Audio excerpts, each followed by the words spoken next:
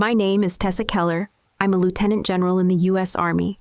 But to my family, I've always been the girl who failed out of college and disappeared. The rain hits the stained glass windows of St. Matthew's Episcopal Church like bullets on armor. Each drop catches the colored light red-blue-gold before sliding down into nothing. I stand under the awning, watching the water pool around my polished black boots. The same boots that have walked through desert sand and mountain snow, through ceremonies where presidents shook my hand and battlefields, where good soldiers didn't come home. But today, they're just keeping my feet dry outside a church where I'm not welcome. Through the windows, I can see them, my family. My mother adjusts her black dress and checks her reflection in her phone screen. My brother leans against a pew, already loosening his tie. They're talking, laughing even, at a funeral, at Grandpa Harold's funeral. The invitation never came. I found out he died from a second cousin's Facebook post 3 days ago. A grainy photo of a hospital bed, a caption about saying goodbye to a good man. No phone call, no text, nothing. I called home anyway. "Don't come," my mother said, her voice sharp as winter air. "This is a family event." I drove here anyway. 8 hours from Fort Bragg in my dress uniform, stopping only for gas and coffee that tasted like burnt hope. The rain started an hour outside Richmond, and it hasn't stopped. I'm holding 3 things in my hands: a sealed envelope, a green army notebook with worn edges, and a plan that's been 26 years in the making. The church doors open, and Mrs. Patterson from next door shuffles out under an umbrella. She sees me and stops. Her eyes widen at the uniform, at the ribbons and stars that tell a story she never knew existed. "Tessa, is that really you?" I nod. "Hello, Mrs. Patterson. I didn't know you were..." She gestures at my uniform, at the silver eagles on my shoulders. "Your mother never said..." "She wouldn't." Mrs. Patterson's mouth opens, then closes. She looks back at the church, then at me. "He talked about you, you know, Harold. He was so proud. He showed me pictures from your ceremonies, your promotions. He kept them in his wallet." Something tightens in my chest. "He did, every single one. He said you were the only one who really listened to him." The rain gets heavier, drumming against the awning like applause. Mrs. Patterson hurries to her car, leaving me alone again with the colored light and the sound of water finding its way to the ground. Inside, they're starting the service. I can hear the organ, can see the silhouettes of people standing. My family. The family that erased me from their story the day I put on this uniform. They thought I was too weak to fight. They were wrong. I just learned how to wait. The notebook in my hand is the same one Harold gave me when I was 12. Green canvas cover pages yellow with age. When no one listens, he told me then, write it down. That way one day you can read it back to yourself and remember who you are. I've been writing in it for 32 years. Every slight, every betrayal, every moment they chose to look through me instead of at me. I documented it all with the same precision I used to plan military operations. Because sometimes the longest battles aren't fought with weapons. Sometimes they're fought with patience, with silence, with the kind of quiet that makes people forget you're there, listening, learning, preparing. The envelope in my other hand contains Harold's will, the real one, the one they don't know about, the one that changes everything. But that's for later. Right now, I'm content to stand in the rain, watching them through glass that turns their faces into fractured light. They think they're safe inside their warm circle of belonging. They think the girl who failed, who disappeared, who was never worth their time, is gone forever. They're about to learn that some disappearances are strategic, that some failures are foundations, that some of us don't just survive the storm, we become it. The service is ending. People are filing out, rushing through the rain to their cars. My family lingers, accepting condolences, playing their parts in the theater of grief. I step back into the shadows, rain soaking through my uniform, and smile. It's time to come home. The green notebook Harold gave me is soft now, worn smooth by decades of secrets. But I remember when it was new, when he pressed it into my 12-year-old hands in his garage workshop, while my mother's voice echoed through the house like a siren. "Tessa Marie Keller, get in here this instant." I was covered in motor oil. Again.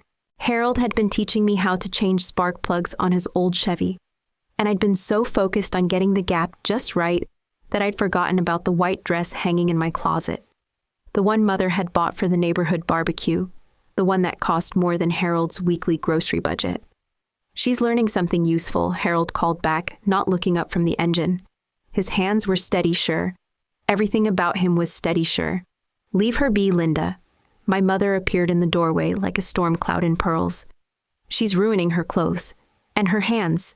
She grabbed my wrist, examining my oil-stained fingers like they were evidence of some crime. "What will people think?" "They'll think she knows how to fix things," Harold said quietly. "World needs more people who can fix things." The argument that followed was the same argument they'd been having since I could remember. Mother wanted me scrubbed clean, posed pretty, performing perfectly for an audience that never seemed to notice me anyway. Harold wanted me to learn to build, to understand how things worked beneath their shiny surfaces. My brother David got to be golden without trying. 3 years older star of the soccer team honor roll student, who brought home trophies that lined the living room mantel like small monuments to Mother's success. He had Father's easy smile and Mother's gift for saying exactly what people wanted to hear. I had grease under my fingernails and a habit of fixing broken things. "Why can't you be more like David?" Mother would ask usually while I was trying to eat breakfast in peace. "He doesn't come home filthy. He doesn't embarrass us." David would look up from his cereal, offer me a sympathetic shrug that felt more like pity than solidarity, then return to whatever college brochure he was studying. Even his sympathy was perfect. I learned to be quiet, not because I didn't have things to say, but because saying them never changed anything. While Mother orchestrated our lives like a conductor managing a symphony, I watched from the back row, understanding that my part in this performance was to stay small, stay clean, stay invisible. Harold was different. He saw me. On Sundays, while Mother prepared elaborate dinners designed to impress neighbors who rarely came, Harold and I would disappear into his workshop. The garage smelled like WD-40, and old coffee walls lined with tools that had names I memorized like prayers: torque wrench, needle nose pliers, timing light. "Your grandmother used to say I married my toolbox." He'd tell me, adjusting the work lamp so I could see better. "But tools don't leave you. They don't lie to you. They do what they're supposed to do long as you treat them right." He taught me that machines had logic, that problems had solutions, that broken things could be made whole again if you had patience and the right approach. Mother hated it. She'd stand in the doorway, arms crossed, watching Harold explain the difference between a Phillips head and a flathead screwdriver, like he was passing down state secrets. "She's not going to be a mechanic, Harold," she'd say, her voice tight with the kind of control that made everyone in the room shrink. "She's going to college. She's going to be somebody." "She already is somebody," Harold would reply, not looking up from whatever we were working on. "Question is whether you're going to see it." Those Sunday afternoons became my sanctuary. Harold never asked me to be anything other than curious. He never corrected my posture or told me to smile more or wondered aloud why I couldn't be more like my brother. He just handed me tools and let me figure out how to use them. The day he gave me the notebook, I'd been crying. Not the dramatic kind of crying that got Mother's attention, but the quiet kind that Harold noticed anyway. David had won another award this time for a science project about solar energy that Mother had mostly built while he played video games. At the ceremony, she'd introduced him to her friends as my genius son, and me as David's little sister. "People don't always see what's right in front of them," Harold said, closing the hood of the Chevy with a solid thunk. "But that doesn't mean it's not there." He pulled the notebook from his workbench drawer. Green canvas cover, sturdy binding pages, clean and waiting. "When no one listens," he said, "write it down. That way one day you can read it back to yourself and remember who you are." I took the notebook, running my fingers over the rough fabric. It felt solid, real, like something that wouldn't break if I held it too tightly. "What if I forget who I am?" I asked. Harold smiled, his eyes crinkling at the corners. "Then you read it back to yourself until you remember." That night, I wrote my first entry. "Nobody sees me except Grandpa Harold." Maybe that's enough. I was wrong about it being enough. But I was right about Harold being the only one who saw me. It took me 32 years to understand that sometimes being seen by the right person is worth more than being seen by everyone else. The psychology textbook weighed 3 pounds. I know because I'd held it on a scale in my dorm room, watching the numbers settle like a verdict. 3 pounds of theories about human behavior, about why people do the things they do, about how to fix minds that have come apart. I couldn't fix my own. Virginia Commonwealth University sprawled around me like a maze I'd never learned to navigate. Mother had chosen my major psychology because it sounded respectable. You'll help people, she'd said, as if helping people was something I'd never considered, as if the hours I'd spent listening to Harold's war stories or fixing Mrs. Patterson's lawnmower didn't count as help. But college wasn't about helping people. It was about performing for professors who didn't know my name, sitting in lecture halls where my voice disappeared into the acoustics, writing papers about theories that felt as foreign as a language I'd never learned. My roommate was Sarah Mackenzie, a pre-med student from Atlanta, who organized her textbooks by color and kept a schedule that would have impressed a drill sergeant. She was everything I wasn't: confident, social, the kind of person who made friends by existing in the same space as other people. I watched her through the crack in my psychology textbook, studying her like she was a specimen. She'd come back from parties with stories about people I'd never meet, about conversations that flowed like water, about belonging to something bigger than the four walls of our shared space. I went to exactly 3 parties in 2 years. Each time I stood in corners, holding the same cup of warm beer, watching other people become versions of themselves I'd never seen before. They transformed in groups, became louder, funnier, more alive. I remained exactly who I'd always been, the girl who noticed everything and said nothing. The anxiety started small, a tightness in my chest during exams, sweating palms when professors called on me, sleepless nights staring at the ceiling, my mind racing through every conversation I'd had that day, cataloging every awkward pause, every moment where I'd said the wrong thing or nothing at all. Then it grew teeth. By spring semester of my sophomore year, I couldn't eat in the dining hall. Too many people, too many conversations happening at once, too many eyes that might notice me sitting alone. I survived on granola bars and vending machine coffee, losing weight until my clothes hung like flags on a windless day. Sarah noticed. She was good at noticing things, probably why she'd make a good doctor someday. "You're not okay," she said one night, sitting on her perfectly made bed while I pretended to study. "Talk to me." But I didn't know how to talk about the way my chest felt like it was caving in, how the simplest interactions felt like negotiations with an enemy I couldn't see. I didn't know how to explain that I'd been performing normal my entire life, and college had finally revealed that I didn't actually know what normal was. "I'm fine," I said, the lie falling flat between us. "No, you're not." Sarah closed her organic chemistry book, giving me her full attention. "And that's okay. But you need help." Help. The word felt foreign. In my family, needing help was weakness. David had never needed help. Mother had never needed help. They moved through the world like it was designed for them, like belonging was a birthright I'd somehow missed. The breaking point came on a Tuesday in March. I found Sarah in our bathroom, sitting on the floor with a bottle of pills scattered around her like confetti. Her face was streaked with tears, her eyes hollow in a way that made my chest ache. "I can't do this anymore," she whispered. "I can't be what everyone expects me to be." I sat down beside her, not caring about the cold tile against my legs. For the first time in months, the anxiety quieted. This wasn't about me. This was about Sarah, about helping someone who needed it more than I needed to disappear. "Yes, you can," I said, and meant it. "But not tonight. Tonight, you just need to be alive." I stayed with her until dawn, talking about nothing and everything, watching the light creep through our window like hope returning. I called the crisis hotline, sat with her while she talked to a counselor, helped her find the words she'd been too afraid to say. When her parents came to take her home, she hugged me like I'd saved her life. Maybe I had. The disciplinary hearing was a formality. Sarah's parents had filed a complaint claiming I'd known about their daughter's depression and hadn't reported it. They needed someone to blame, and I was convenient. The administration needed someone to sacrifice, and I was expendable.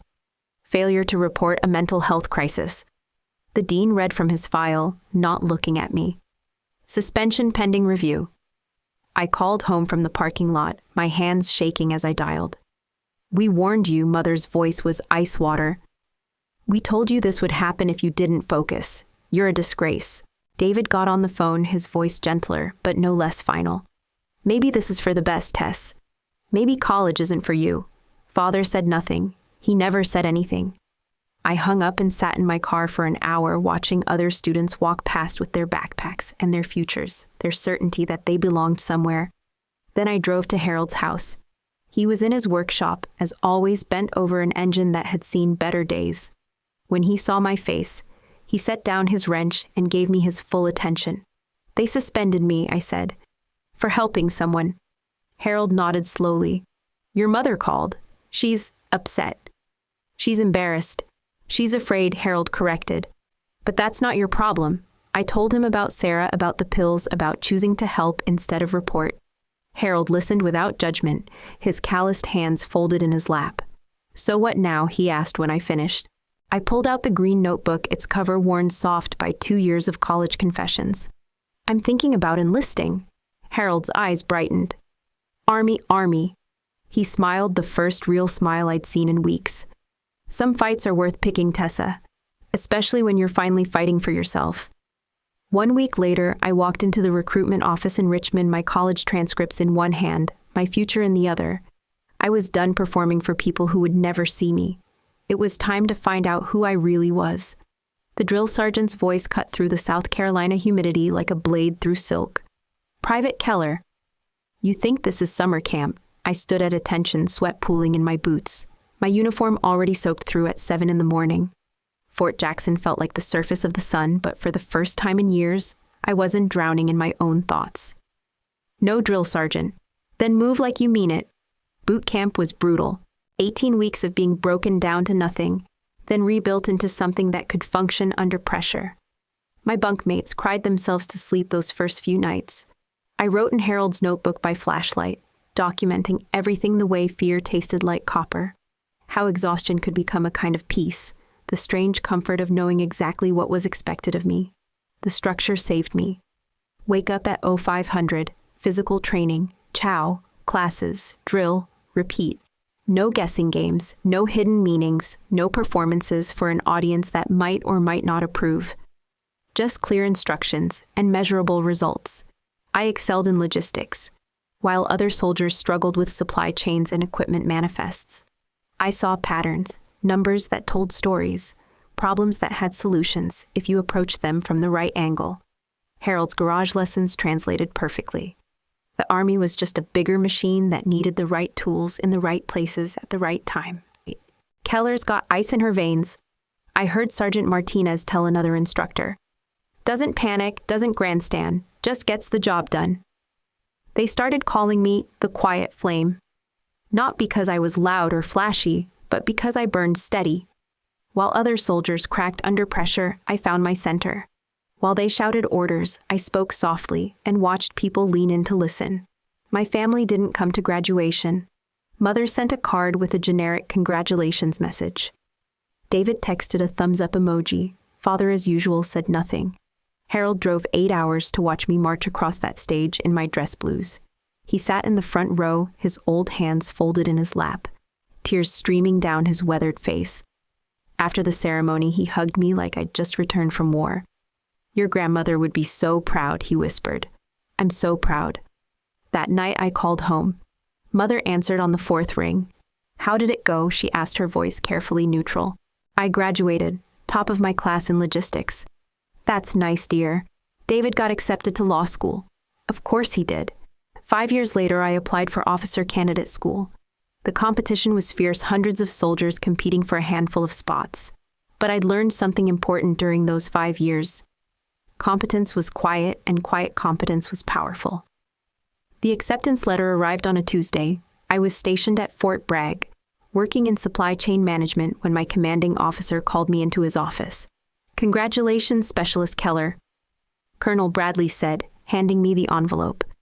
"OCS is a different kind of challenge. You ready for it?" I thought about Harold's workshop, about learning to use tools that had specific purposes, about fixing things that seemed broken beyond repair. "Yes, sir." Officer Candidate School was boot camp's cruel older brother. 16 weeks of leadership exercises, tactical training, and psychological evaluation. They wanted to see who would crack under pressure, who would compromise their values for advancement, who could make life and death decisions without falling apart. I thrived. My first deployment as a second lieutenant was to Syria. The mission was supposed to be routine escort a supply convoy through a secured corridor, deliver medical supplies to a forward operating base, return to base camp by nightfall. Nothing about war is routine. The IED exploded 50 meters ahead of our lead vehicle. The world went white, then red, then silent, except for the ringing in my ears. When the dust settled, I could see our convoy scattered like broken toys across the desert road. Colonel Alan Rourke was in the lead vehicle unconscious and bleeding from a head wound.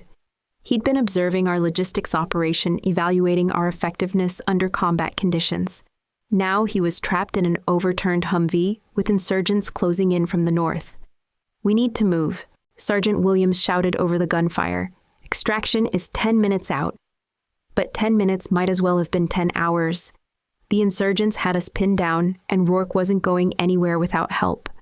I crawled forward using the wreckage for cover, my mind automatically calculating angles, distances, risks. The same way I'd approached broken engines in Harold's garage, step by step, problem by problem, solution by solution. "Keller, what are you doing?" Williams called. I didn't answer. I was too busy cutting through the twisted metal of the Humvee's door with my multi-tool. The same steady hands that had learned to fix carburetors, now working to save a life. Rourke's eyes fluttered open as I pulled him from the wreckage. "Who?" "Lieutenant Keller, sir. We're getting you out of here." I half-carried, half-dragged him to the extraction point, using smoke grenades to cover our movement. The helicopter arrived just as the insurgents broke through our perimeter. We made it out with 30 seconds to spare. Colonel Rourke recovered fully. 3 weeks later, he called me to his office. "I owe you my life," he said simply. "That's not something I take lightly." "Just doing my job, sir." "No," Rourke shook his head. "You did more than your job. You did what was right even when it was dangerous. That's the kind of leader this army needs." He paused, studying my service record on his desk. "I served under a Harold Keller in Panama back in '85. Any relation?" My chest tightened. "My grandfather, sir." Rourke smiled. "Smartest wrenchman the army ever had. Saved my ass more times than I can count with some piece of equipment he'd jury-rigged in the field. I see you've got the same gift." "Thank you, sir." "Don't thank me yet. I'm recommending you for early promotion. And I'm putting you on a leadership track that's going to challenge everything you think you know about yourself." He was right. Over the next 15 years, I climbed the ranks steadily, captain, major, lieutenant, colonel. Each promotion came with harder decisions, bigger responsibilities, more complex problems that needed solving. At home, I became a ghost story. Mother would mention me to her friends as our daughter in the army, like I was stationed on Mars instead of North Carolina. David sent Christmas cards addressed to Major Keller long after I'd made colonel, either unable or unwilling to keep track of my actual rank. Only Harold understood what I was becoming. He kept every newspaper clipping about my promotions, every official photo from military ceremonies. His refrigerator looked like a shrine to achievements no one else in my family bothered to notice. "You're going to be a general someday," he told me during one of my rare visits home. "I can see it in your eyes. You've got that look like you know something the rest of us don't." I laughed. "What look is that?" "The look of someone who's finally figured out who they are." He was right about that too. And he was right about the general part. It just took me 26 years to get there. The bank statement arrived on a Tuesday, 3 days after I returned from 18 months in Afghanistan. I opened it at my kitchen table in my empty apartment at Fort Bragg, still wearing my desert boots, still tasting dust from a war zone, 8,000 miles away. The number at the bottom made no sense. I read it twice, then 3 times, my finger tracing the digits, like they might rearrange themselves into something that made sense. $537,412. That's what should have been there.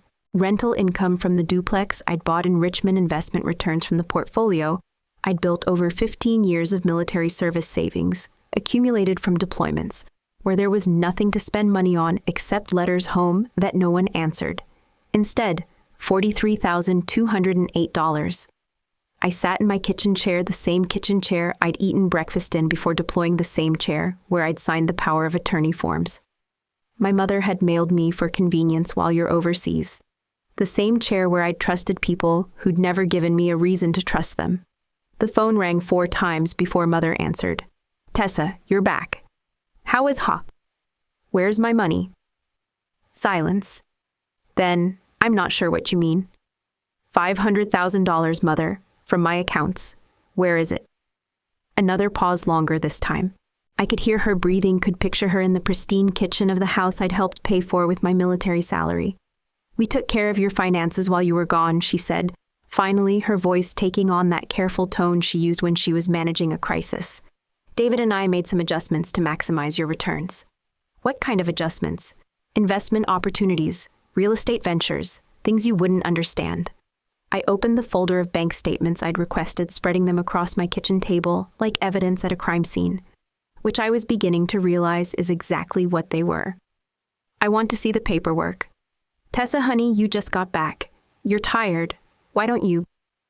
I want to see the paperwork. Today.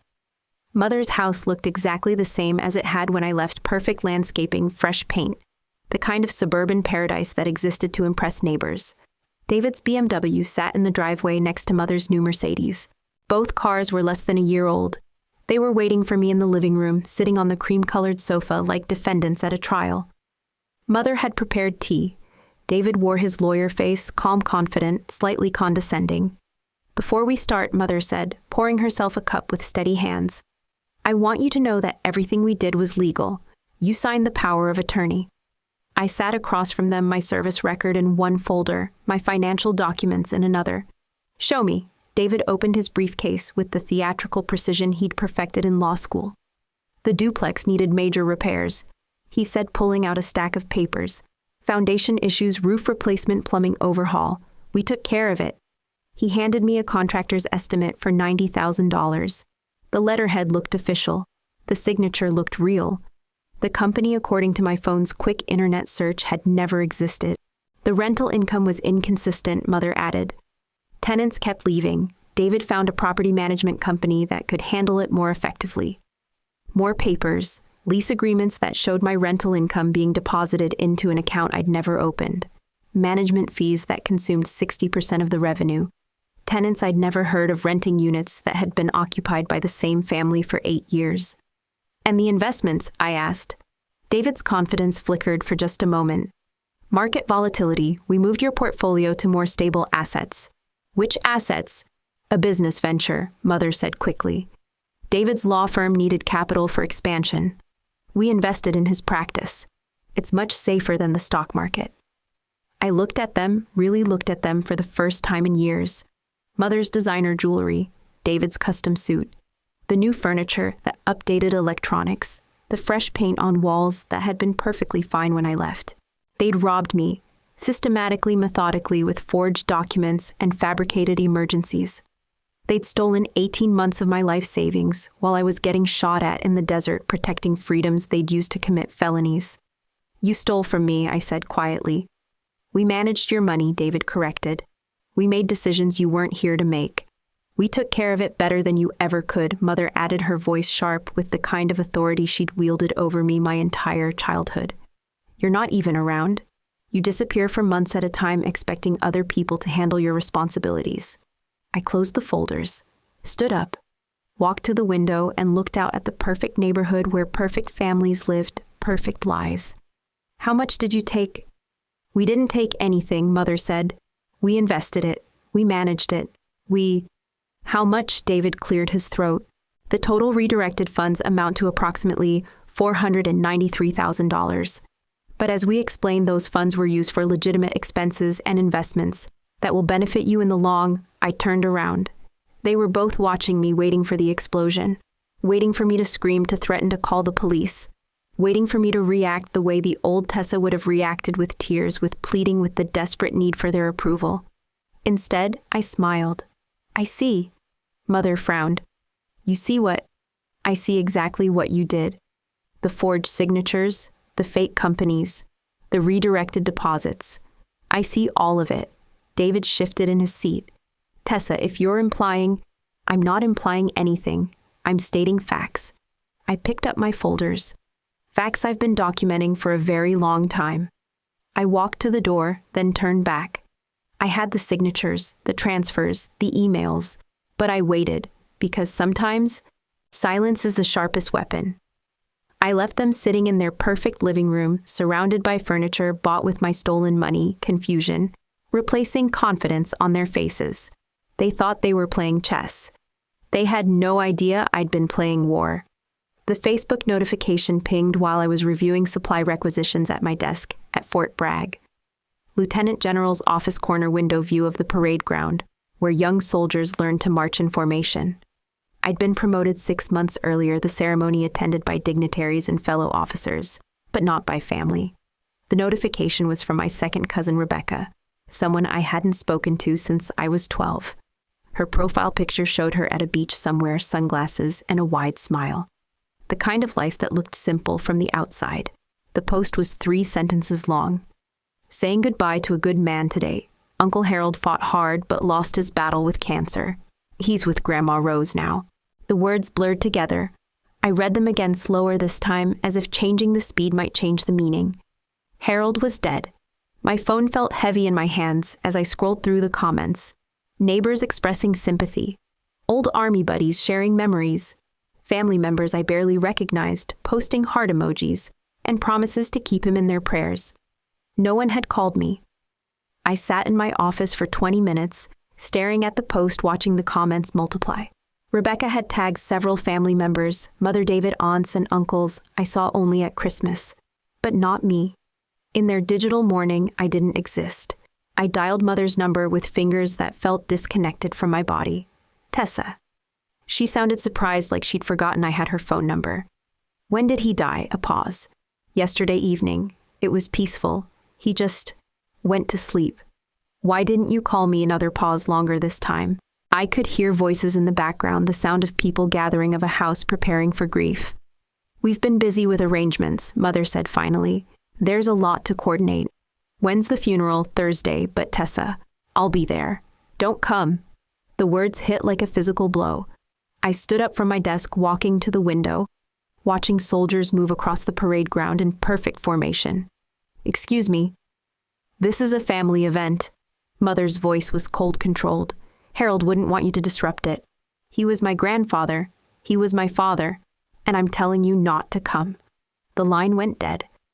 I stood at my window for a long time, watching the sun set over a base where I commanded thousands of soldiers, where my decisions affected operations across 3 continents, where my name was on plaques and my voice carried weight.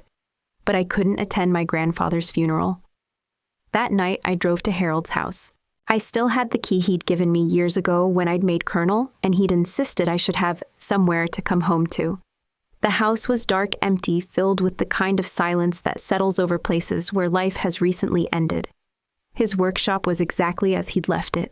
Tools arranged on pegboards, each one in its designated spot. Coffee mug sitting beside an unfinished project, an old radio he'd been restoring.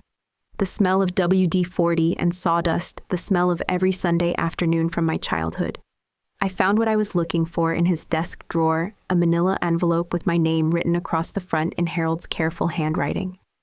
Inside was a notarized will dated 3 months earlier. I read it twice, my hands shaking. Harold had left me everything. The house, his savings, his military pension, even his Purple Heart from Korea. But more than that, he'd left me a letter. Tessa, if you're reading this, it means I'm gone, and your mother probably didn't tell you. I'm not surprised. She spent your whole life trying to make you smaller to convince you that you don't matter. But you do matter. You always have. I've watched you become the woman I always knew you could be. Strong, honorable. The kind of leader soldiers would follow into hell. I'm proud of you in ways your mother will never understand. Don't let them erase you from my story. You were the best part of it. All my love, Grandpa Harold. P.S. Check the safe behind my toolbox. You'll need what's inside. The safe contained 2 things, a video camera and a folder thick with documents. The video was dated 6 months ago. Harold speaking directly to the camera from his hospital bed. This is Harold Edward Keller of sound mind and body. He said, his voice weaker than I remembered, but still steady. I'm making this recording because I know my daughter Linda will try to contest my will. She's always believed Tessa doesn't deserve what the rest of the family has. She's wrong. The folder contains something else entirely: financial records, bank statements, investment reports, copies of the forged documents David and Mother had used to steal my money. Harold had been investigating them. At the bottom of the folder was a note in Harold's handwriting they thought I didn't notice, but mechanics notice everything. Use this when you're ready. I packed Harold's will, the video, and the financial evidence into my briefcase. Then I went home and pressed my dress uniform, the same uniform I'd worn to ceremonies, where Harold beamed with pride from the audience. The drive to Richmond took 4 hours. Rain started falling an hour outside the city, fat drops that turned the highway into a ribbon of reflected light. I drove in silence, no radio, no phone calls, just the sound of rain and windshield wipers and my own steady breathing. By the time I reached St. Matthew's Episcopal Church, the storm had settled into the kind of steady downpour that feels like the sky grieving. I parked across the street and sat in my car, watching people hurry through the rain into the warm light of the church. My family, friends, neighbors, people who would mourn Harold properly, who belonged in that circle of grief. I checked my briefcase one more time. Harold's will, the video, the financial evidence, just in case. Then I stepped out into the rain, straightened my uniform, and walked toward the church, where the man who believed in me was waiting for his final salute. The organ music drifted through the stained glass windows like a prayer made of sound. Inside St. Matthew's Episcopal Church, I could see the silhouettes of mourners filling the pews, their heads bowed in the golden light. Harold's casket sat at the altar, draped in an American flag that caught the light from the sanctuary candles. I stood under the awning, rain drumming against the fabric above my head, watching a funeral I wasn't supposed to attend. Through the windows, I could see Mother in the front row, her black dress perfect, her posture straight. David sat beside her, checking his phone even during the opening hymn. They looked like they belonged there, like grief was just another performance they'd mastered. The pastor's voice carried through the rain. We gather today to honor Harold Edward Keller, a man who served his country, his family, and his community with distinction. I closed my eyes, remembering Harold's hands teaching me to gap spark plugs, his voice explaining why integrity mattered more than intelligence, his eyes lighting up every time I called to tell him about another promotion. That's when I heard it. The sound of boots on pavement, rhythmic, precise, getting closer. I opened my eyes and turned toward the street. Through the rain, I could see them approaching, 12 soldiers in full ceremonial uniform, their dress blues crisp despite the weather, their brass polished to mirror brightness. They moved in perfect formation, their steps synchronized like a military parade. Leading them was a man I recognized, even through the rain. General Alan Rourke. 4 stars gleamed on his shoulders, water beating off his service ribbons like diamonds. His face was older than when I'd pulled him from that overturned Humvee in Syria lines, carved deeper by years of command decisions, but his eyes were the same, sharp, intelligent, honorable. He saw me standing under the awning and called his formation to a halt with a raised hand. The 12 soldiers stopped as one, their boots creating a final echoing stamp that seemed to silence even the rain. General Rourke stepped forward, his eyes never leaving mine. In the perfect stillness, he came to attention and raised his hand in a crisp salute. "Lieutenant General Keller, ma'am," his voice carried across the church parking lot, cutting through the rain and the organ music like a blade through silk. Inside the church, I saw heads turning toward the windows. Conversations stopped mid-sentence. Even the pastor paused in his eulogy. I returned the salute, my own hand rising to my temple with the precision of 26 years of military service.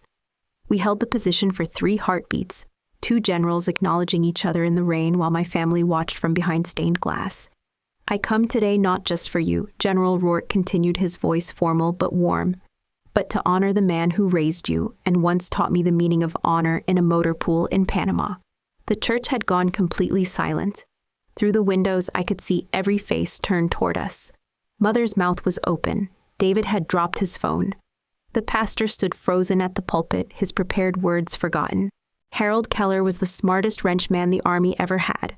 General Rourke said, his voice softer now, but still carrying across the lot. He saved my ass more times than I can count with some piece of equipment he'd jury-rigged in the field. More than that, he taught a young soldier that fixing things, whether they're engines or people or situations, is one of the highest forms of service. He gestured to the soldiers behind him. "These men and women served under you in Syria, Afghanistan, Iraq. They asked to be here today. They wanted to honor the grandfather of the general who taught them what leadership looks like." I looked at the faces behind him. Soldiers I'd commanded, lives I'd been responsible for, men and women who'd followed my orders in places where mistakes meant body bags. They stood at attention in the rain, their uniforms soaked their faces, solemn with respect.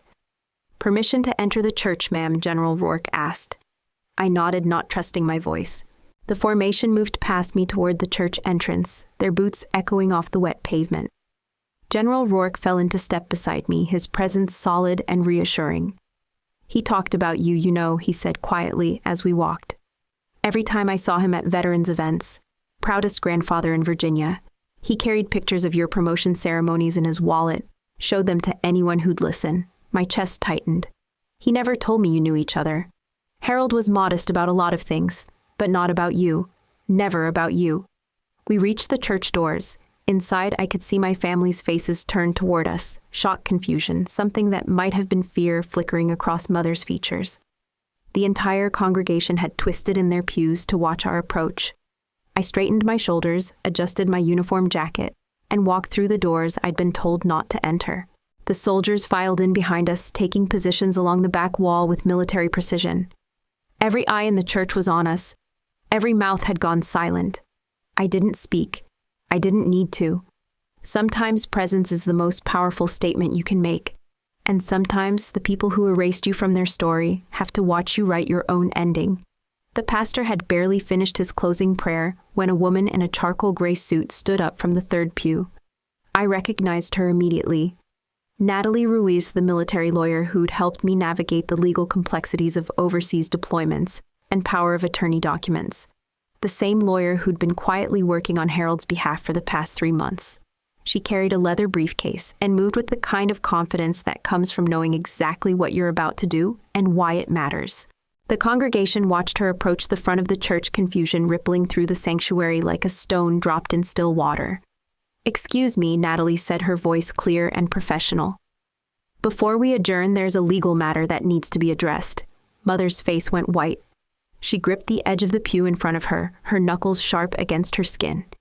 David leaned forward, his lawyer instincts kicking in, even as his face showed the first signs of panic. "I'm Natalie Ruiz, attorney for the estate of Harold Edward Keller." She continued, opening her briefcase with practiced efficiency. "Mr. Keller requested that his final will and testament be read immediately following the funeral service in the presence of his family and friends." "That's not necessary," Mother said, standing up with the kind of authority she'd wielded over family gatherings my entire life. "We can handle the estate matters privately." "I'm afraid that's not how this works, Mrs. Keller," Natalie replied, her voice polite but immovable. "Your father's wishes were very specific." She pulled out a document bound in blue legal backing, the kind of official paperwork that changes lives with a few typewritten sentences. The church had gone completely silent except for the rain against the windows and the soft breathing of 200 people holding their breath. "This is the last will and testament of Harold Edward Keller, executed on February 15th of this year, witnessed and notarized according to Virginia state law." Natalie's voice carried across the sanctuary with the weight of legal finality. I remained standing at the back of the church, General Rourke beside me, the 12 soldiers at attention along the wall, like an honor guard. "To my daughter Linda," Natalie read, her voice steady and clear. "I gave you years to see clearly. I watched you choose image over substance, performance over truth, control over love. I hoped you would learn to value what matters. You never did." Mother sank back into the pew as if the words had physical weight. Her perfectly composed mask cracked, revealing something raw and desperate underneath. "To my son-in-law Robert," Natalie continued, "you chose silence when your daughter needed your voice. You chose peace when she needed your protection. I understand why, but understanding doesn't excuse it. My father, silent, invisible father, who'd spent my entire childhood avoiding conflict, looked up for the first time in years. His eyes found mine across the sanctuary, and I saw something there I'd never seen before. Regret, maybe. Recognition, the weight of choices that couldn't be unmade. To my grandson David, you took what wasn't yours and justified it with legal technicalities. Intelligence without integrity is just sophisticated theft." David's face went from pale to gray. He started to stand, then thought better of it, sinking back into the pew beside Mother like a deflated balloon. "To my granddaughter Tessa," Natalie's voice softened just slightly, "I see you. I always did. You became everything I hoped you could be, not because someone else expected it, but because you chose it. You earned every rank, every medal, every moment of respect you've received. You earned it by being who you are, not who others wanted you to be. The sanctuary was so quiet, I could hear my own heartbeat. General Rourke stood a little straighter beside me, pride evident in his posture. Therefore, Natalie continued, I leave my entire estate to Tessa Marie Keller.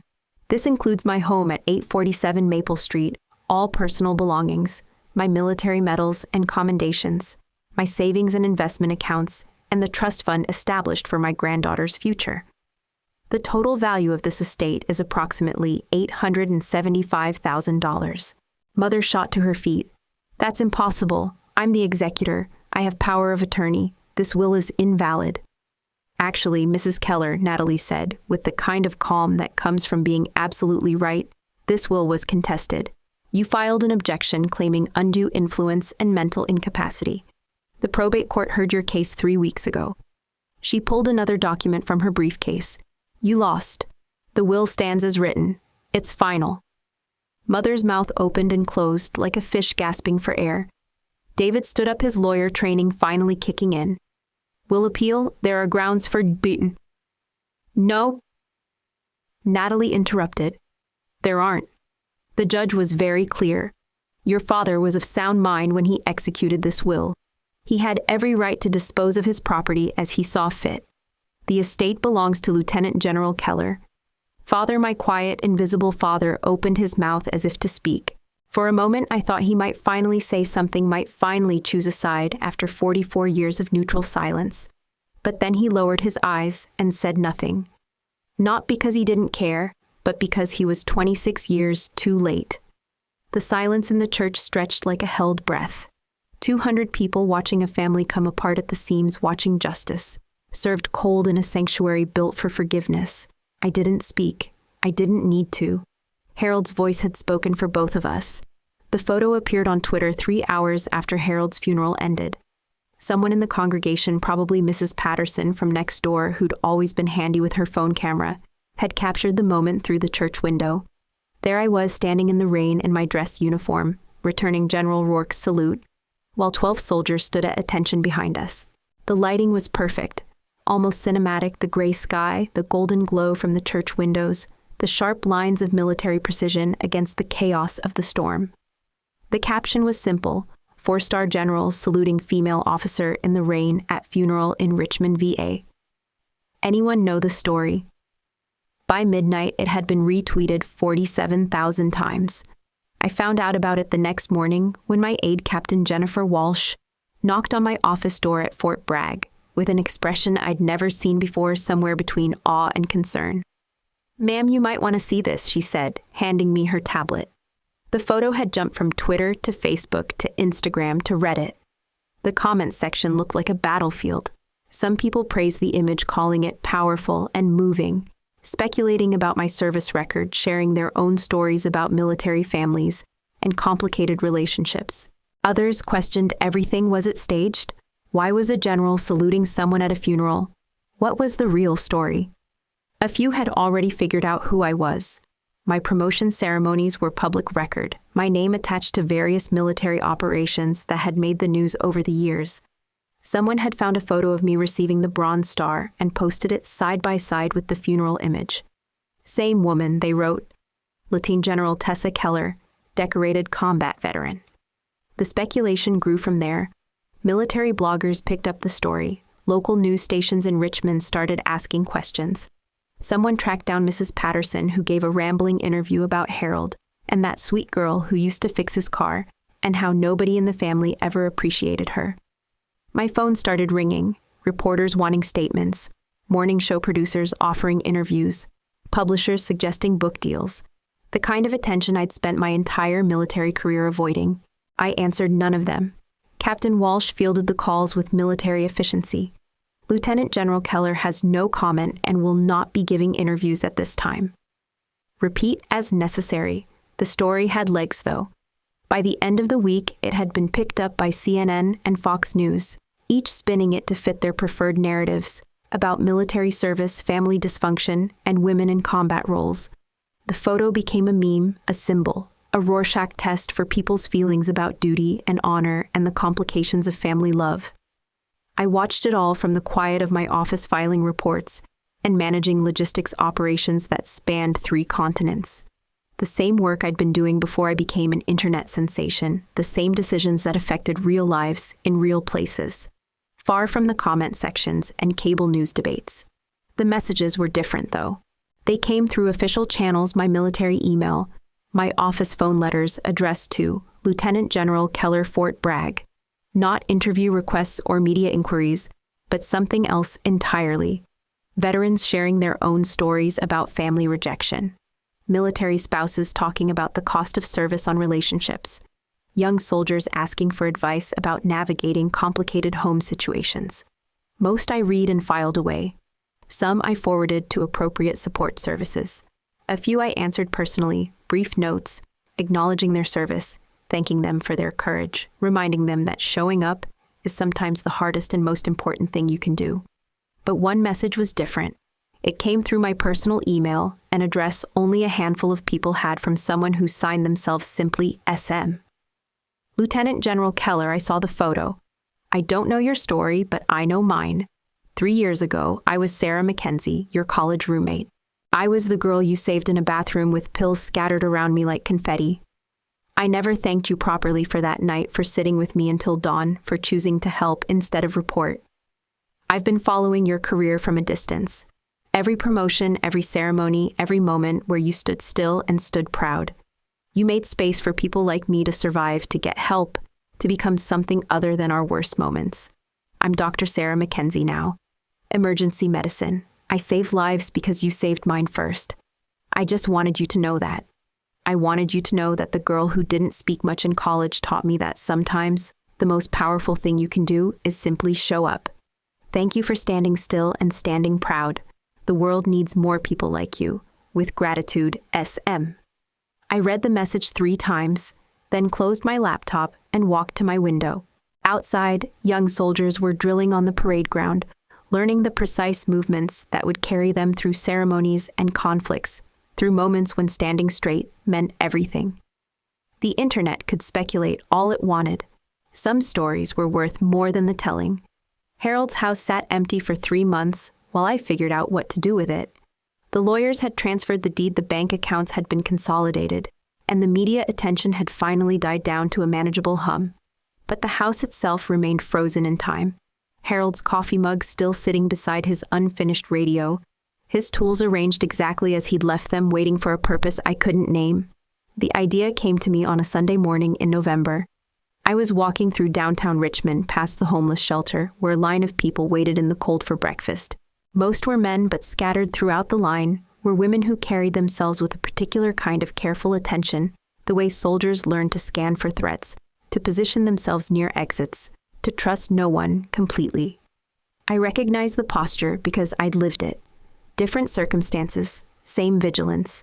That afternoon I called a contractor. The quiet table opened 6 weeks later in Harold's house on Maple Street. No ribbon cutting, no press release, no speeches about service and sacrifice. Just a simple sign by the front door.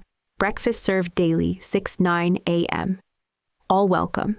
I gutted the living room and dining room, creating an open space with mismatched tables and chairs I'd bought from thrift stores and estate sales. The kitchen became a proper commercial setup, industrial coffee makers, griddles for eggs and pancakes, warming trays for bacon and sausage. Harold's workshop became a small office where women could make phone calls, check email, meet with social workers or job counselors. The first customer was a woman named Rita, who'd served 2 tours in Iraq before coming home to find her husband had cleaned out their bank account and filed for divorce. She sat at the corner table for 3 hours, nursing 1 cup of coffee and staring out the window at Harold's carefully maintained garden. "You don't have to pay," I told her when she started digging through her backpack for change. "I know," she said, "but I will anyway, when I can."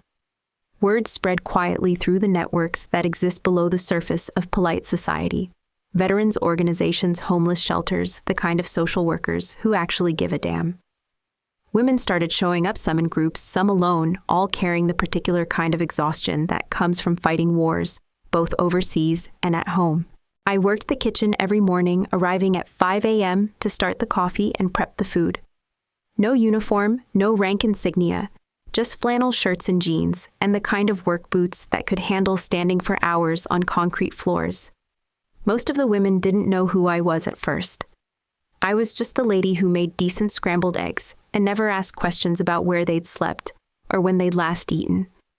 Angela was a Marine who'd lost her leg to an IED in Afghanistan and her apartment to medical debt.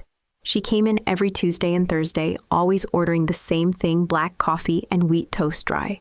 She'd sit at the table closest to the kitchen, close enough to help if I needed an extra pair of hands, far enough away to leave quickly if she needed to. "You hiring?" she asked one Tuesday morning, watching me flip pancakes with the precision Harold had taught me in the same kitchen when I was 12. "Can't afford to pay much," I said. "Didn't ask what you could pay. Asked if you were hiring." Angela became my first employee, then my kitchen manager, when the breakfast crowd grew too large for one person to handle. She hired Sandra, an Army medic, who'd been sleeping in her car since her PTSD disability claim was denied. Sandra hired Maria, a Navy veteran who'd been staying at the women's shelter until she could save enough for a security deposit. We served 40 women that first month, 80 the second month.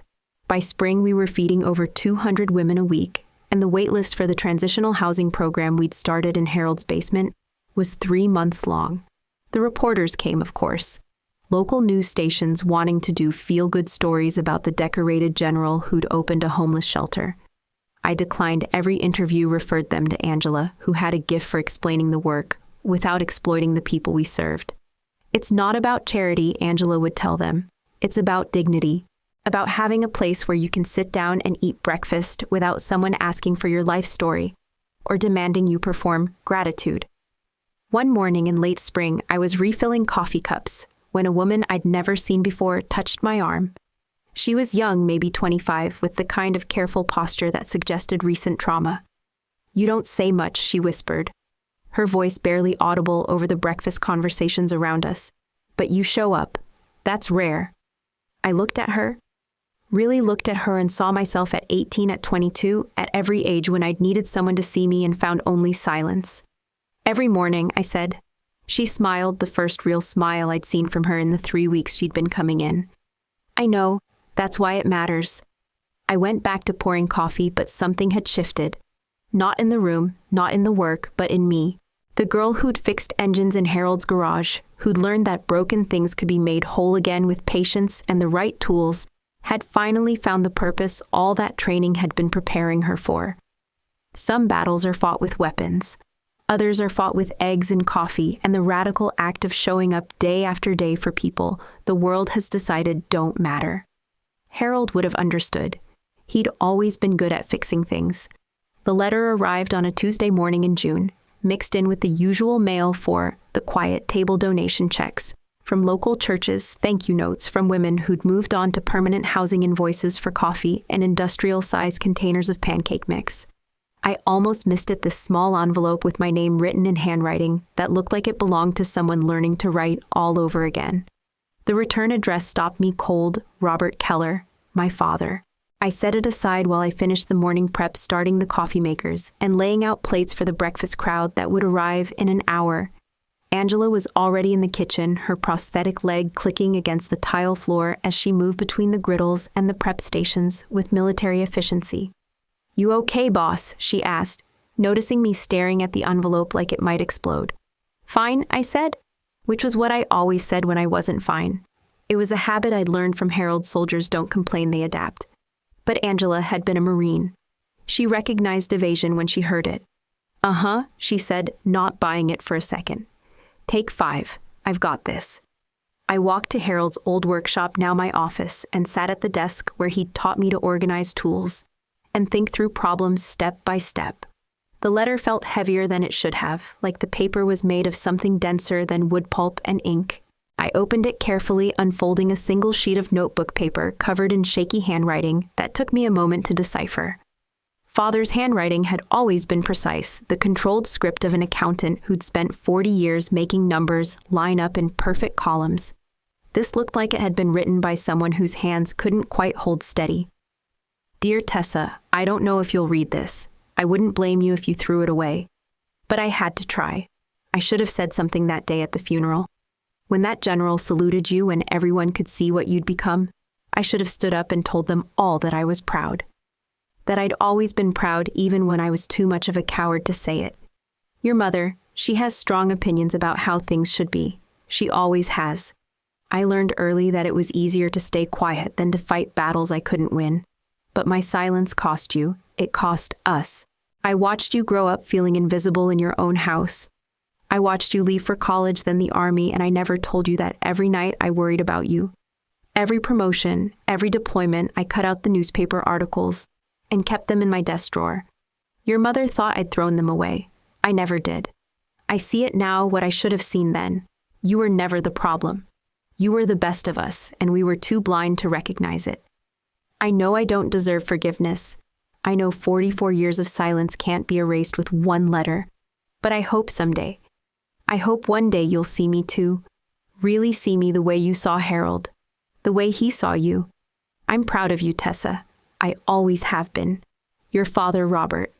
I read it twice, then set it down on Harold's desk.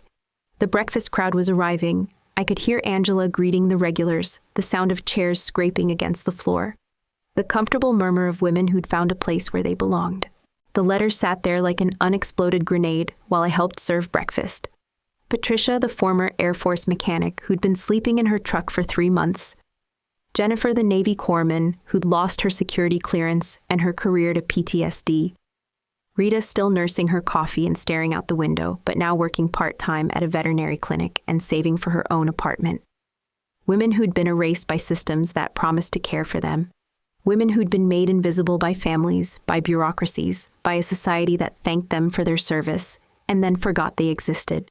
After the last guest left, I went back to my office and pulled out Harold's green notebook. The same notebook where I'd documented every slight, every moment of being overlooked. Every instance where silence had been used as a weapon against me. I slid Father's letter between the pages, not because I forgave him, but because some stories need to be preserved, even when they can't be rewritten. The next morning, I set one extra chair at the corner table. Not for him, I wasn't ready for, that might never be ready for that. But for someone like him, someone who learned too late, that silence could be as destructive as violence. Someone who needed to learn that showing up even imperfectly was better than staying hidden. The chair sat empty that day, and the next, and the day after that. But it was there, waiting. Sometimes that's all any of us can do, set an extra place at the table, and hope that grace, when it comes, will find somewhere to sit. It's been 2 years since Harold's funeral. 2 years since that photo went viral, since the world briefly paid attention to a story they didn't fully understand. The internet has moved on to other moments, other images that capture their imagination for 15 minutes before disappearing into the digital void. But the quiet table is still here, still serving breakfast every morning to women who've learned that survival is its own form of victory, still setting that extra chair at the corner table, the one that gets occupied now and then, by someone who needs to learn that redemption starts with showing up. I'm still here too. Lieutenant General Tessa Keller, 3 stars on my shoulders, 46 years old, standing in Harold's kitchen at 5 a.m., making coffee for women the world has decided don't matter. My uniform hangs in the closet upstairs, pressed and ready for the ceremonies and meetings that fill my afternoons. But my mornings belong to this, to flannel shirts, and the smell of bacon grease, to conversations that happen in whispers, and the quiet satisfaction of work that doesn't need an audience. They told me I'd never be anything. My family, my college professors, the voices in my own head that echoed every dismissal, every moment, where I was made to feel small. They said I wasn't worth fighting for, that I'd disappear into nothing, that I'd never matter to anyone. They were wrong, not because I became a general, though I did. Not because I commanded thousands of soldiers or made decisions that shaped operations across 3 continents, though I did that too. They were wrong because I became someone I could salute. Someone who stands up straight not because others are watching, but because integrity has its own weight. That's more than enough. Harold knew it. He saw it in a 12-year-old girl covered in motor oil, in a college dropout who enlisted in the army instead of accepting defeat in every promotion ceremony, where he sat in the front row, beaming with pride.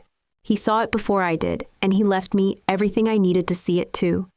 Not just his house and his savings, but his faith that broken things can be fixed, That quiet persistence outlasts loud dismissal, that showing up is sometimes the most radical act of all.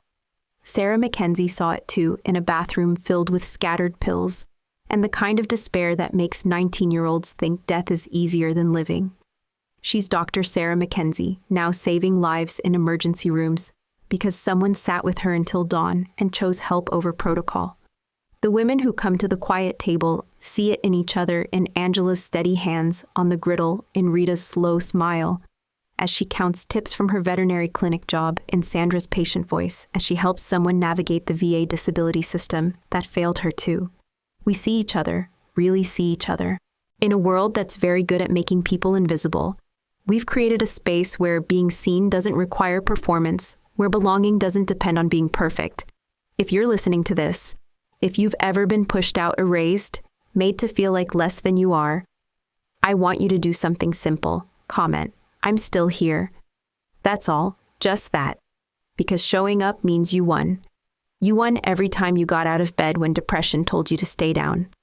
You won every time you chose help when pride told you to handle it alone. You won every time you refused to disappear.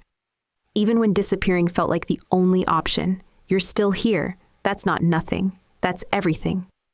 The coffee's always on at the quiet table. There's always an extra chair. And there's always someone who understands that the most powerful thing you can do is simply exist, stubbornly and quietly, until the world learns to see you. I'm still here too. We all are.